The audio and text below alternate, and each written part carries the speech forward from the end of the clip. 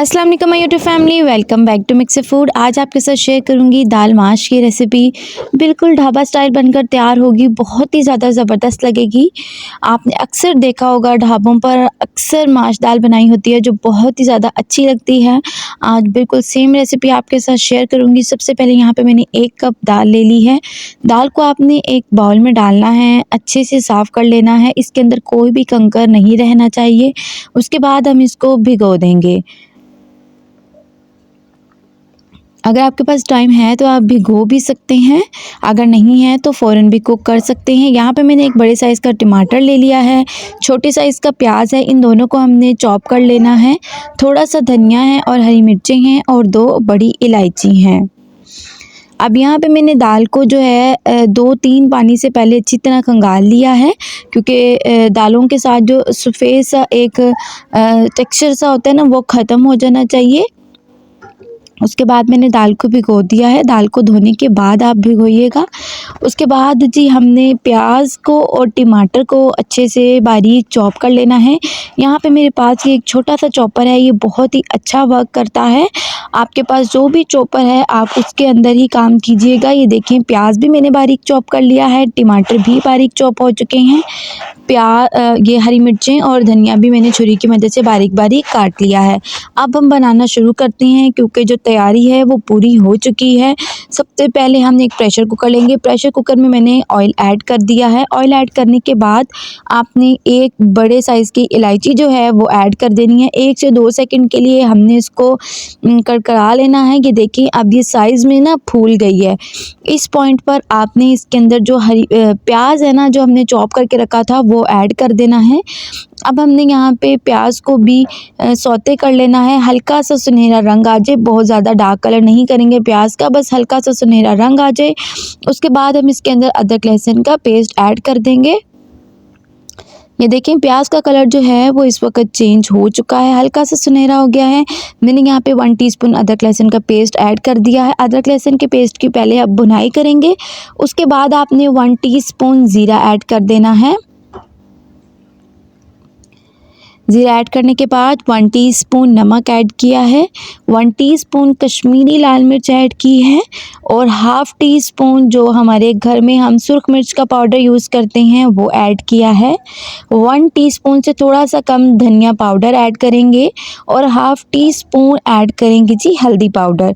अब हमने स्पाइसेस के साथ अच्छे से भुनाई कर लेनी है। ये जो भुनाई वाला प्रोसेस होता है ना, ये बहुत ज़रूरी होता है। जब तक भुनाई अच्छी नहीं होती आपका सालन अच्छा नहीं बनता। जब स्पाइसेस के साथ अच्छे से भुनाई कर लेंगे, उसके बाद आपने जो टमाटर चॉप करके रखा है वो ऐड कर देंगे। ये देखिए, ऑयल जब सेपरेट होने लगेगा फिर हमने इसके अंदर पानी ऐड कर देना है थोड़ा सा, ताकि जो टमाटर हैं वो मज़ीद सॉफ़्ट हो जाएं। ये देखिए, सिर्फ 5 मिनट मैंने कवर किया है और जो हमारा मसाला है वो बिल्कुल तैयार है। टमाटर और प्याज बिल्कुल सॉफ़्ट हो चुके हैं और ऑयल सेपरेट हो चुका है। इस पॉइंट पर आपने जो दाल है वो ऐड कर देनी है। पानी हम निकाल देंगे, जो हमने दाल भिगोई हुई थी वो वाला पानी हम निकाल देंगे, अलग से पानी इसके अंदर ऐड करेंगे। अच्छा, यहाँ पे दाल जो थी वो 1 कप है। 1 कप जो दाल है ना वो पाव से थोड़ी सी कम होती है वज़न में। तो यहाँ पे पानी आपने ऐड करना है। मैंने यहाँ पे पानी ऐड किया है 2 कप। आप इस तरह से ध्यान रख लें कि जो दाल है ना वो पूरी तरह से डिप हो जाए। अब यहाँ पे मैं 1 कप पानी और ऐड कर रही हूँ। ये देखें। अच्छा, अगर दाल भीगी हुई है तो फिर तो अब सीटी बोलने के बाद सिर्फ 2 से 3 मिनट आप प्रेशर लगाइएगा। दाल जो है वो भीगी हुई नहीं है।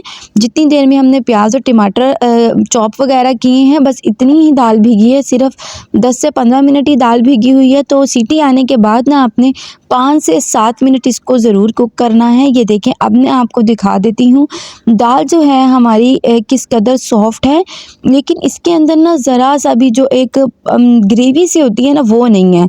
तो ग्रेवी बनाने के लिए मैं इसके अंदर सिर्फ 1/4 कप पानी ऐड कर दूंगी, ताकि ये ठंडी होने के बाद बिल्कुल खुश्क ना हो जाए। और यहाँ पे मैं आपको एक टिप दे दूँ, अगर आपकी दाल ना गली हो और आपको पानी दोबारा से डालना पड़े तो आपने ना पानी को गर्म करके फिर इसके अंदर ऐड करना है।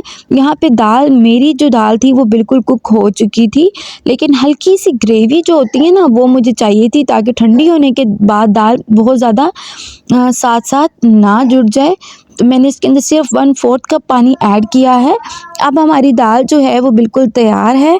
सिर्फ एक इसको जोश दिला देंगे ताकि जो पानी हमने ऐड किया है ना उसको बॉयल आ जाए और वो हमारी दाल के साथ अच्छे से यकजान हो जाए।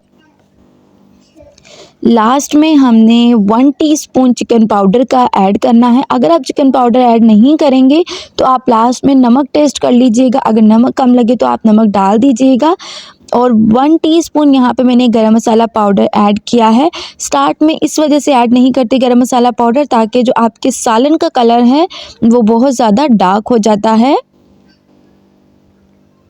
अब हमारी जो दाल है वो बिल्कुल तैयार है, इसका जायका बहुत ही बेहतरीन था। अभी मैं आपको डिश आउट कर कर दिखाती हूँ। अगर आपको मेरी वीडियो थोड़ी सी भी अच्छी लगी है तो मेरी वीडियो को लाइक और शेयर ज़रूर करें। चैनल को सब्सक्राइब कर लें ताकि आपके पास अच्छी अच्छी सी रेसिपीज़ आती रहें। ये देखिए जी दाल अब मैं आपको डिश आउट कर कर दिखा देती हूँ।